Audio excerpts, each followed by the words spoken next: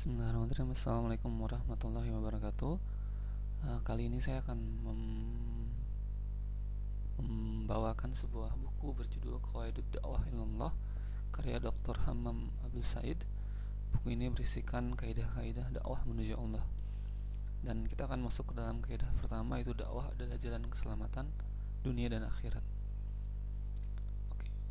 Video ini adalah penyampaian isi buku dengan judul tersebut, sehingga tidak ada penambahan yang signifikan. Itu persis sama dengan apa yang tertulis di buku.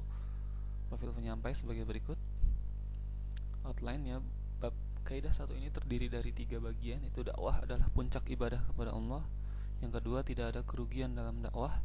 Yang ketiga, dakwah Nabi Muhammad adalah membawa kedamaian bagi umat manusia.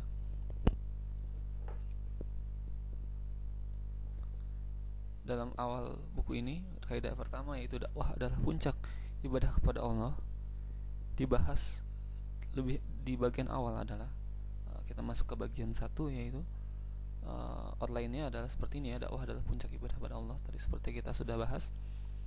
Kita masuk ke bagian 1, dakwah adalah puncak ibadah kepada Allah. Dikatakan bahwa seorang dai sudah semestinya memahami bahwa tujuan Allah menciptakan manusia itu yaitu hanya untuk beribadah kepada Allah. Hal ini sebagaimana firman Allah dalam surat Az-Zariyat ayat 56, A'udzubillahi minasyaitonirrajim, wa ma khalaqtul jinna wal insa illa liya'budun. Dan aku tidak menciptakan jin dan manusia melainkan supaya mereka beribadah kepadaku. Manusia diciptakan oleh Allah hanya untuk beribadah, dan ibadah harus dilandasi dengan keilmuan. Ibadah harus dilandasi oleh ilmu. Sementara ilmu itu harus sesuai dengan ajaran Allah seperti yang diturunkan kepada para rasul dan nabinya. Harus sesuai dengan ajaran Allah. Para rasul dan nabi ini merupakan dai penyuruh kebenaran. Inilah tugas utama mereka, yaitu menyampaikan kehendak Allah yang dengannya telah menjadikan Adam sebagai khalifah di bumi, melaksanakan perintahnya dan menetapkan hukum sesuai dengan ketentuannya. Imam Ar-Razi mengatakan, apa bentuk ibadah yang karenanya Allah menciptakan jin dan manusia? Bentuknya adalah mengagungkan perintah Allah dan berbelas kasih terhadap makhluknya.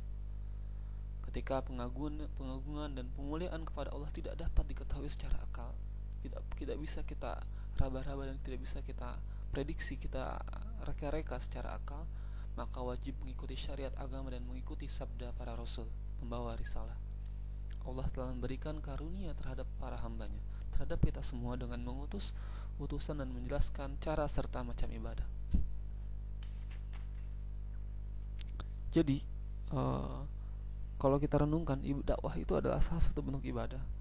Ibadah adalah mengagungkan perintah Allah, dan berdakwah merupakan manifestasi tertinggi dari pengagungan terhadap Allah.